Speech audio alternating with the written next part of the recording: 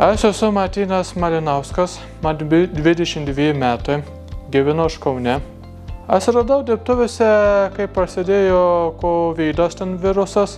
Man pasidarė šitiek nuobodoka, nusprendžiau su vienu draugu pabendrauti. Su juo kalbėjausi, jis papasakojo apie šitą vietą.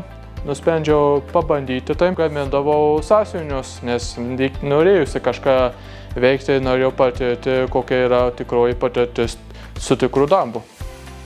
Buvo šitiek nelengva, nes aš buvau iš vidaus nebendrautis, iš vidaus jaučiausi, bet po kiek laiko jau įsiveria pas mane ten.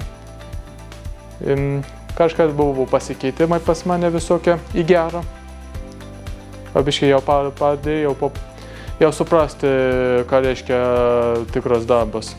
Po dirbtuvių, kai baigiau ten savo buvusią mokyklą, aš vasarą ieškodavau darbo, bet beieškant, kai eidavau į darbo pokalbį, tai net nelabai norėjau pabandyti su manim ten dirbti, nes čia, kad dėl autizmo, dėl visokių reikalavimų, tai panašiai, kai buvo nepavykę bandymai, buvo nuspręsta man pabandyti pilno širdis pabandyti įdarbinimo agentūrą, kuri man padėtų ieškotis darbo. Ten naudojausi paslaugą, padėjo su ieškojimu, su CV pildymu ir kitais pasakojant taisyklėmis, ką darbe reikia daryti. Susidomėjau tokiu darbu, kur surašytas sandėlių darbuotojas. Paspaudžiau ten mygtuką tokį, kur nereikia CV, rašiau su savo vardą, pavardę, telefono numerį. Ir kai atsiunčiau, po kelių dienų man paskambino.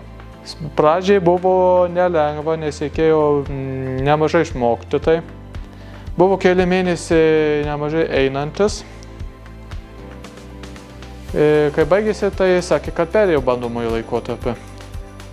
Ir tik tiek, jau dirbu. Tiems, kuriems yra nelengva, reikia turėti pozityvumo, imtis tokio reikalo, kuriem labai patinka. Gyvenimas gali keistis įvairiai, bet kai darai pozityviai, tai viskas įmanoma.